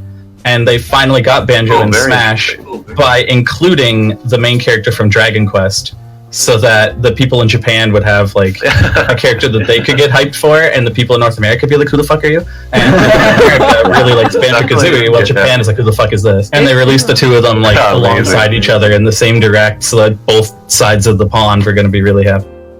That's actually really interesting, and that makes a lot of That's sense. a really good point. That's You should see videos of like Japanese like Twitch streamers like when they're watching it and like when they show Yusha, it's astounding. I think the one guy like started crying and saying arigato. Oh. He's just like who's the creator of Smash again? I forget. Masahiro Sakurai. Okay, he's like Yusha! Like Wow. that. And then like it's like arigato. Masakura Sensei, something like that. Like you have to realize how important the Dragon Quest series is to the Japanese people. I know. I never If realized. if you read manga, like at any decent rate, you will see Dragon Quest influences everywhere. Yeah. Oh yeah. The two major references you'll find a lot is JoJo references. Yeah. And Dragon Quest references. Oh, interesting. Dragon Quest is like the Japanese basis for fantasy, the same way that Lord of the Rings is for the Western. Oh shit. I mean, Dragon Quest came before Final Fantasy, and Final Fantasy was a lot of games are heavily influenced by Dragon Quest too. Like the RPG aspects of Dragon Quest, or like just Dragon Quest. The game itself. Oh shit. In both of it, like if you read any, like all the RPG manga that you read a lot will be based on Dragon Quest. The third Dragon Quest protagonist, a guy named Erdrick, who we haven't seen all of the costumes yet for the hero, which is the name they're giving it in English. Wait, if you play as the Dragon Quest character, I thought we've already hero. seen 4 costumes, and they're gonna have We saw colors. 4 out of the 8 outfits, but what I was getting at is that Dragon Quest 3 was the first RPG that you could play as a female character. Erdrick had the male or female option, like what Pokemon games do now. Oh. And I'm wondering if one of the alternate costumes will be the female Erdrick. Like, if Erdrick's costume's 6, then the female one will be number 7 or something, like the one beside it. We're gonna have extra costumes? I thought they revealed everything already. Yeah. So every character added to Smash has 8 costumes, because you can play 8-player Smash and all 8 people can be the same character. Right. So, for example, Corrin has a male and a female form. So there's 4 male ones and there's 4 female ones, and like the 4 colors, like yellow, green, blue, and regular. Right. So with Erdrick, they only showed 4 of the 8 outfits by showing you the playable characters from Dragon Quest 3, 6, 8, and 11. So what I'm wondering is if the other 4 costumes are just going to be those 4 characters in a different color, or if it'll be 3 of them in a different color, and Erdrick's second costume will be the female Erdrick or not. Oh no, yeah. I think Herrick was saying, and from what I've seen too, I think they already confirmed that it's just gonna be a color swap for the 4 characters. I think they already confirmed there was a color swap. Yeah, I have to find the There's link 2 again, color swaps for each character. I think that's color what they're swaps doing. represent the heroes from the other Dragon Quest games. So I feel like if they were going to have a female, a big deal, and they would have revealed it already. But it is very strange that a choosable gender and they don't have that represented in Smash. So I feel like that's something coming from the Square side. They didn't want to have the female in, because I'm very sure Sakurai would have wanted to put the female in. So I don't know. It must be some strange. Erdrick is by far the most popular of the Dragon Quest protagonists, mostly because he basically just looks like Knight Goku. He does. I mean, he's iconic. Like his headband with the diamond in it is. You can see that in so many parodies everywhere. He has that hero look to him. Actually, when the leaks came out first, hero from the franchise. When the leaks came out, I mean, they data mined and found the name Yusha in the game files, right? So sure, it's just gonna. So sure it's just going to be the male and female Erdrick. I didn't even think they'd bother with the rest of them, actually. Different looking heroes. Plus, I thought, like, when we talked about this, like, earlier, like, during the about E3 a month ago, but, like, the E3 talk, but, like, I was on the fence of, like, Square Enix wants representation again. Chrono or Erdrick. And Erdrick seems more plausible. Because, I mean, people have been asking for Dragon Quest to get some form of representation for God knows how long. Ever since Smash was announced. Well, at the end of the day, Smash Bros. Is just an advertisement engine. The game's already sold the copies it's going to sell.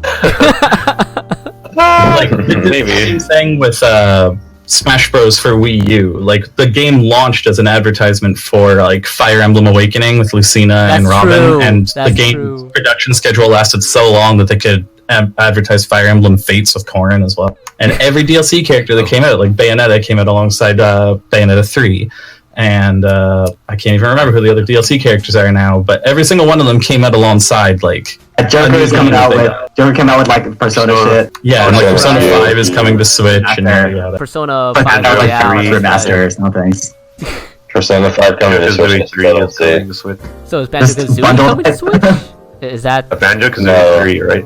Banjo 3 is so Switch. The idea is, like, because we saw Banjo, the running thought is that there will be some kind of either port of like Rare Replay to Switch or actually a new Banjo game, and that the decision of which it would be based on the reception to the trailer, which was, as you all saw, like overwhelmingly positive.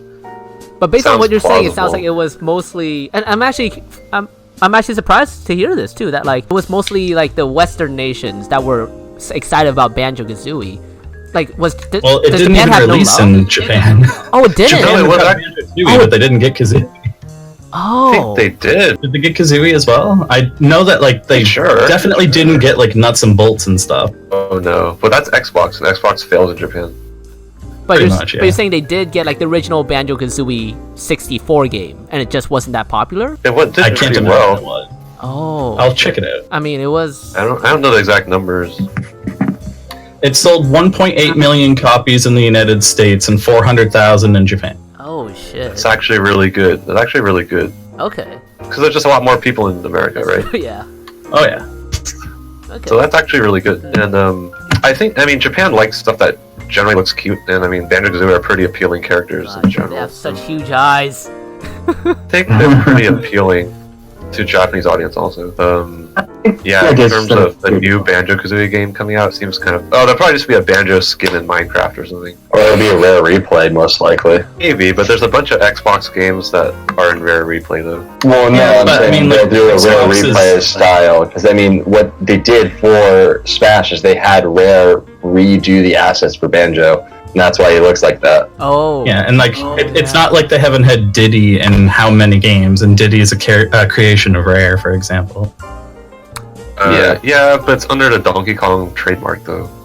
Yeah, but even the Donkey Kong from like the Donkey Kong Country games is still a Rare creation. Donkey Kong and Nintendo's creation was the one from the one with the barrels and stuff. Yeah, that's true.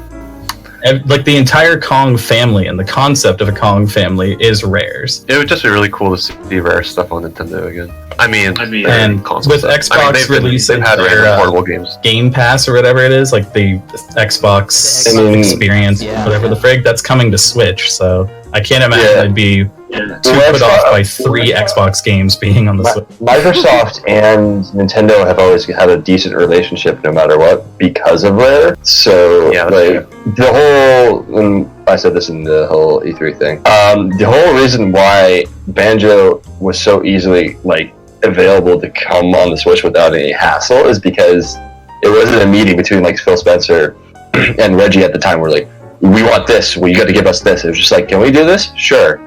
Can we finally put Banjo in Smash? Sure. But what took them so long, though? If it could have been such an easy... Oh. They had to have, doesn't like Banjo. They had to have the Japanese release alongside it with Hero, and they needed a new Dragon Quest game first, which is Dragon Quest 11 on the Switch. I was just saying that was the deal. Because Hero got into So the only reason why Banjo got into Smash is because the Hero got into Smash. Yeah, I think you pretty much were saying that earlier. That's a really funny reason, and then he might end up being more popular than the Hero. The poor sales of one of them in one region will be supplemented by the outrageous sales of the other in that region. And here's a cool fact: is the fact that Hero is actually coming out this month. Oh, is that confirmed? Well, yeah, I thought Hero was supposed to come out on like first. the 13th.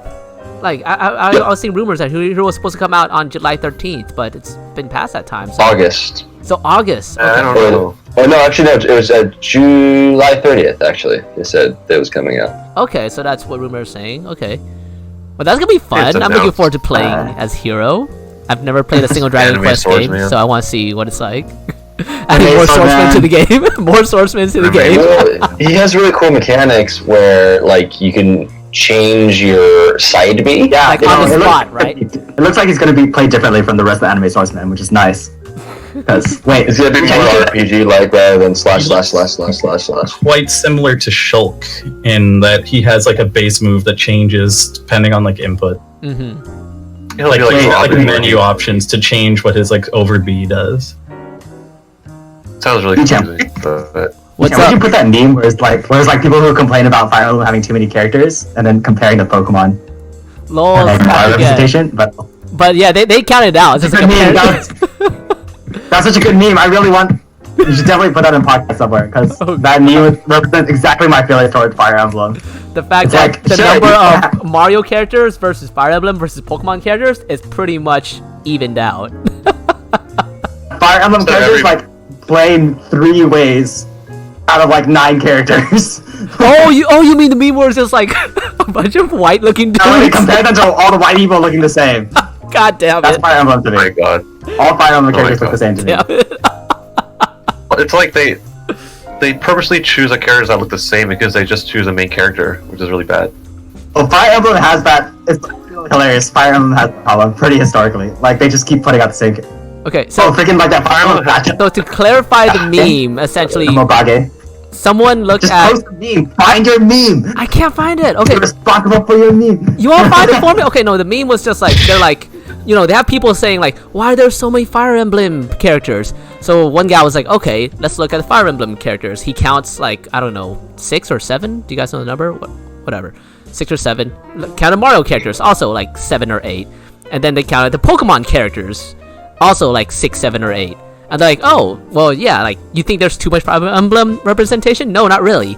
And then another guy responded to that post was saying like, this is the way I see Fire Emblem characters. I just post like 5 different white actors, movie actors, who all have the same exact haircut and just look very, very much the same. I don't know who they are, but they do look very much the same. It's Chris Pratt, Chris Hemsworth, Chris Pine, and Chris Evans. They're 4 guys that are all and look exactly the same. This is a different group of white people, but they also all look the same. That's this one. For those that one's about too many Fire Emblem the second one is John Hamm, and I have no idea who the far left, one. far right, or middle one are. And the 4th one's the guy from Veronica Mars. I don't remember his name. I don't know who they are, but they look similar. I'm sorry. Oh god, I don't know if we should bleep this out in the edited version. This is kind of racist. This is the one that I was talking about. With the 4 races. Yeah. This is the way Fire Emblem characters are played in Smash. Good god. The first group of powerful characters, different playstyles, and Fire Emblem. Just fucking literally like half of Fire Emblem's representation is Echo Fighters. That's so gross.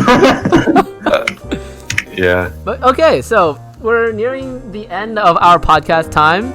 So let's just talk about, what do you guys think?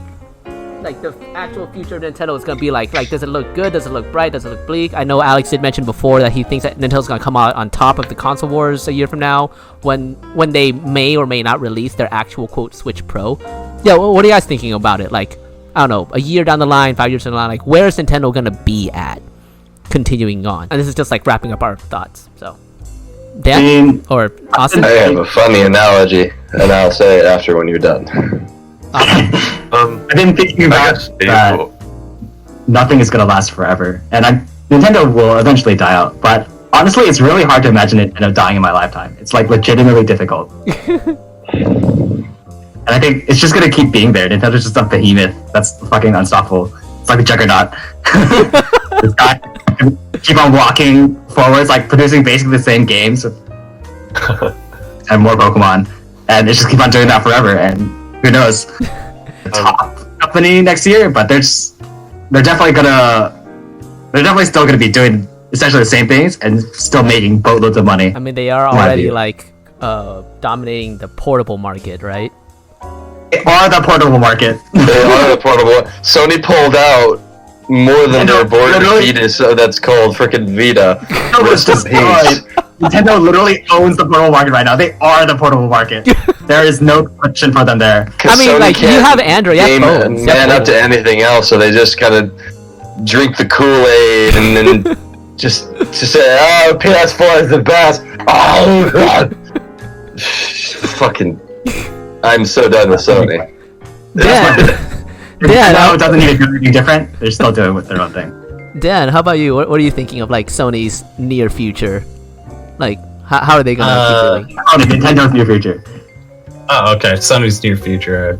Wait, Nintendo. Nintendo's near future. Don't listen to him. On the one hand, the Switch is going to survive the entire near future. Like, they're not going to look at like another console for probably another 4 years or so. So I guess it depends on where you cut off the word near when you say near future. Do you mean like in the next like 10 years or the next 3 years? Like 5 years. I'd say the next 5. 2 years, just to be safe. Yeah, 2 to 5 or so. Yeah, 2 years, I guess. I see the next 2 years being everyone saying "Where's Zelda?" and them saying "Not done yet." Oh, you don't think Zelda 2? You don't think Breath of the Wild 2 is gonna be done until like 3 years from now? It's not gonna be called Breath of the Wild. I think Breath of the Wild 2 is about 4 years away. Oh fuck. I have been a pretty passionate Zelda fan for over 20 years now, and they've 3 generations in a row failed to deliver their current generation mainline Zelda game until the subsequent console was fucking out. Like, Majora's Mask came out 2 months before the GameCube did. Twilight Princess took so fucking long to come out, the Wii launched, and Twilight Princess became a Wii title. And Breath of the Wild took so damn long to come out that the Switch released with it as a launch title. So, like, Nintendo frequently takes a good 3 to 4 extra years to release a Zelda mainline title. But this is gonna be like a follow-up sequel. Like, it's not gonna be a separate, continuity title. This is gonna be like a direct follow-up sequel, though. Like, do you not think that's gonna make any difference? Metroid Prime 4. where they just show a giant 4 and everyone loses their shit. And then they scrap the entire game and delay it by 3 more years. Like, Nintendo's got this mindset where they refuse to release a game that like they already have, which is completely contradictory to the truth. They've re-released Mario, I don't know how many times. They constantly re-release the same game. What they're trying not to do is like make the same game. People have asked before, like, where's my Super Mario 64 2? And their answer is like, if you want to play Super Mario 64, just fucking go play Super Mario 64. That game already exists. And people are like, yeah, but I'm 17. That game came out before I was born, and a Nintendo 64 isn't exactly at Walmart. I want to play like Super Mario 64. And they're like, go play it on the 3DS then. Like, screw off. Go play like... And the only reason they even released it in 3D was because they had like a different gimmick to include by having like you can play as Yoshi and Wario, and they added like 20 extra stars exclusive to the new characters and blah blah blah. And that's always what they're in pursuit of. If they don't have a new idea, something to make the game like definitively distinct from the other existing titles, they just straight up won't make one. To the point that, like, how do you make a unique version of F-Zero, and you can't, and we haven't had a new F-Zero game in over 20 years, with nothing even close to an announcement or anything on the horizon in regards to that franchise. If it wasn't for the Super Smash Bros. Series, Captain Falcon would be a forgotten memory as of, like, 1999. So, like, even Star Fox took so long to get another title, and it was only because they had, like, the gamepad integration and the, like, walking around with, like, the little ship. They had, like, some unique takes to put on it. So it's not enough to just be like, they have the assets for Breath of the Wild. They literally need to have it be distinct enough from Breath of the Wild that it's an indistinguishable, completely different game, or it's not something Nintendo will release. To the point that they are completely willing to just never release the game until they have something. And it's enough they can put it in a trailer and be like, yeah, this is a really cool idea, and everyone will get really hyped for it, and everyone will talk about it, and it may even like sell more Switches, as people will be like, yeah, like this will definitely come out by like next Christmas or something. But they had the announcement for Breath of the Wild on the Wii U in 2012. Yep, I remember that. And it didn't come out until 2017. And they said it was going to come out in 2013. So... like they needed like something unique, which I guess was your weapons breaking in the middle of using them. But whatever, that's a fun their thing. goal is, like they need something completely distinct, like a unique take on it. They can't just you're back in Hyrule with breaking weapons and the same map and the same characters and the same concept of like going in Divine Beasts and interacting with dungeons that way. They literally need something completely unique. So it's going to be something that will take them like years and years to implement and get perfectly right. Especially with how, if I were to boot up Breath of the Wild right now and play it, within half an hour, I will figure out something I didn't know you could do. Like, its physics engine allows for way too much. So for them to be able to find something you can't do in Breath of the Wild that you can do in like Breath of the Wild 2 is already just going to be a feat in and of itself, and then for them to make a fun game based around that is the challenge that they've presented themselves with. Just for the amount of weird shit you can do in Breath of the Wild, some Japanese player found out how to kill that sand leviathan in the Gerudo Desert with chickens. Oh god. Oh god. I mean, chickens kill everything. Well, chickens kill everything. Okay. But yeah. I think I showed you, Austin, that video. You showed it to me. I remember it. It was wild. He lured the sand thing over, threw a chicken down, and then it triggered it, so and then it just went up, and then he threw a bomb, so it hurts the chickens enough to summon more chickens, and then it took it down by half health. Oh fuck! Yeah, it almost killed it. It was pretty funny. No, but Dan, I love that analysis. That's a really damn I don't really would have thought about how all Nintendo's the Zelda title games have all been completely different. So shit. It's not just Zelda; it's all Nintendo games. Completely unique from one another. There is no overlap between Mario 64 and Mario Sunshine. Right. To the point that Mario Sunshine has frivolous activity in it, and it's really questionable why why half that game even exists. And that's why it's for sure that Breath of the Wild 2, they're not gonna come out with anything new until they've figured out the new gimmick or the new main function of the game. Fuck, I was really hoping to see it soon too. Shit. Fair. Well, the thing is, Nintendo also has a policy, and it's stemmed from Miyamoto, is that they say a good game is never rushed, and always, if it needs to be delayed, it should be delayed. A delayed game is eventually good. A bad game is bad forever. Yeah. And then so Alex, what are your thoughts on the future of Nintendo? I think it's pretty bright. I mean, as I said, Sony's drinking the Kool-Aid right now, so I'm very concerned on what the PS5 is going to be, because initially I said they kind of were going to go the Vita route with the whole proprietary SSD, but then Xbox did that, so I'm like, But, I mean, for Nintendo's side, I think they're just going to keep pumping what they're going to be Nintendo, and they're just going to do it. They saved themselves by doing this Switch last-ditch effort making for the Switch. The Wii was a commercial flop. I mean, Iwata had to take a giant pay cut in order to pay the workers, and they were hemorrhaging money, and now they're not hemorrhaging money anymore, and they're slowly encroaching onto Sony. And in the first, it's been 2 years now the Switch has been out? 2017? I think? 2017, March 3rd. Yeah, so, I mean, they're slowly encroaching onto PS4 sales within, the first year, or 2 years of PS4 sales, and, beating them, but... It completely beat the PS4 sales in Japan already. It's already overtaken. Yeah. It's a little, So the best way I can put it is Xbox and Microsoft are just gonna kind of sip water in the back of the bar and just lay back and do what they can do. Nintendo's gonna keep pushing forward, and you just see Sony at the bar drinking 6 Irish car bombs and saying, "I know what I'm doing. I'm on top." That kind of thing. That's the best way I can put it. But so I call this the Sony cycle. They delayed Breath of the Wild not 2 more months. It was supposed to come out in November on the Wii U, and they delayed it until March so that it could come out on the Switch. And they released the Switch 6 months early. It was supposed to be a Christmas launch, so that Breath of the Wild could be on it.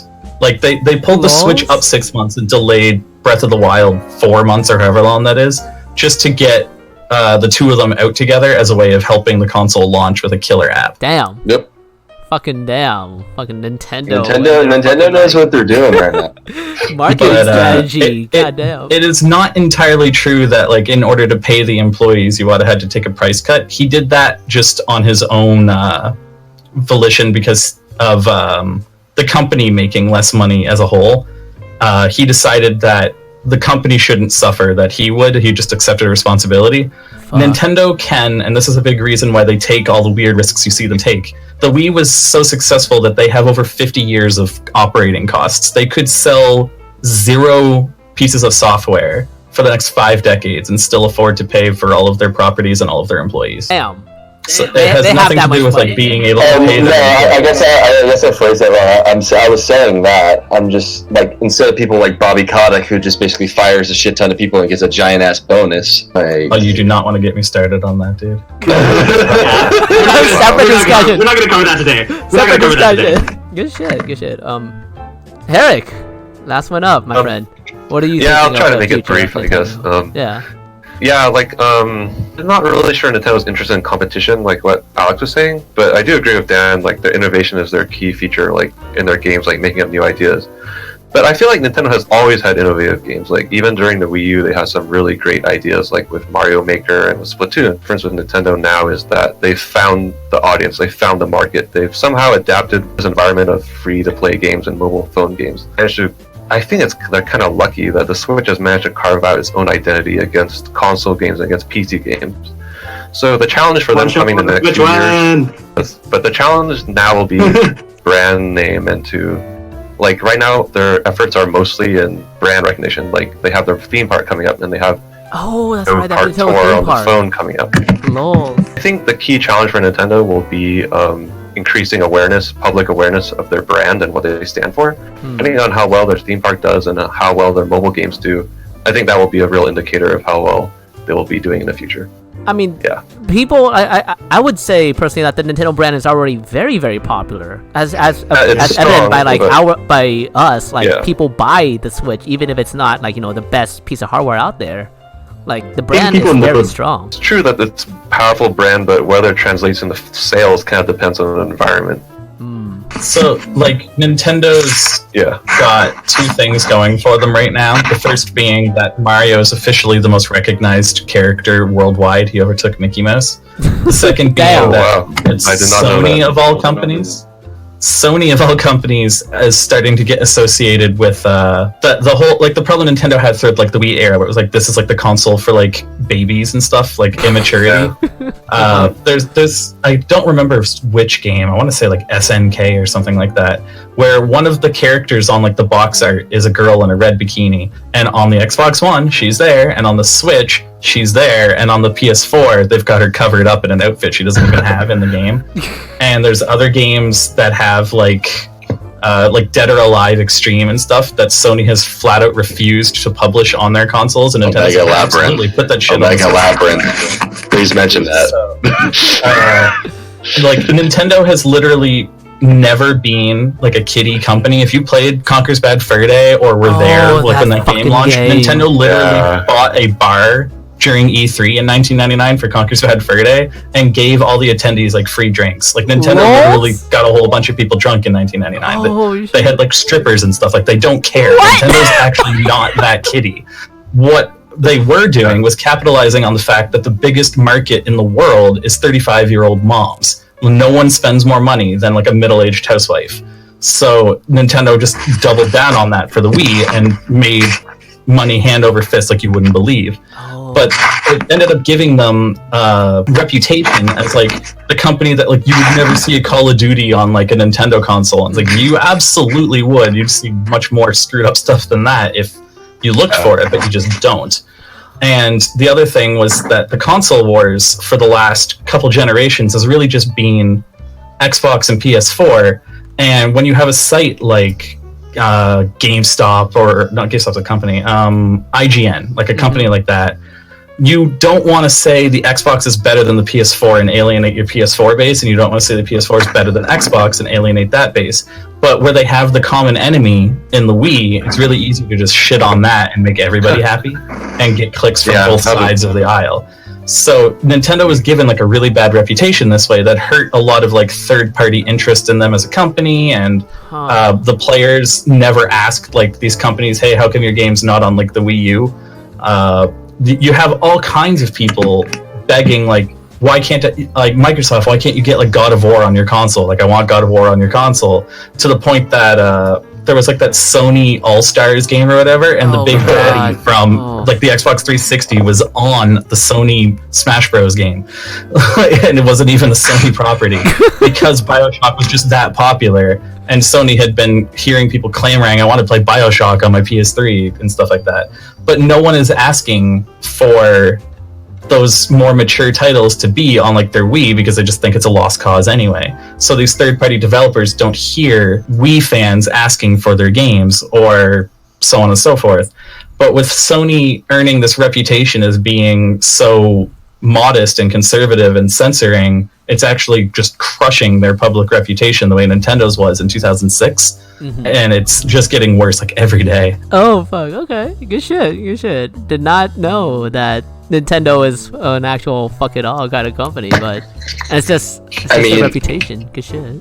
D3 Publisher has this. I keep saying this, and Sony is drinking the Kool-Aid because D3 Publisher made Omega Labyrinth, which is a roguelike where the characters' boobs grow as they level up, and then they get different stats. It's actually a legitimate good. Sony canceled that outright for Omega Labyrinth Z, and then I don't think D3 Publisher was happy, nor is P-Cube happy about that. And so there's 2 different versions for Omega Labyrinth for the Switch version. And they actually had like a pseudo press conference by one of the main characters, and they like acted like a presidential speech, saying like "free the boobs" and everything else. It was pretty funny because the difference between the box art. There's a whole bunch of changes. There's actually a checklist that D3 Publisher made for it. On top of that, the Omega Labyrinth symbol, like the Omega symbol, is a pair of boobs on the Switch version, and on the PS4 version, there's just no boobs. It's pretty funny. So in a recent thing, Nintendo says like, yeah, we're not censoring things. That's why we had the SRB. So instead of like self-censorship, which some companies are doing in most recent, and then having Sony mandating this thing. So I think Nintendo as of now has a more open platform for third-party developers and it's easy to develop for, a lot easier than the Vita, a lot easier than most consoles.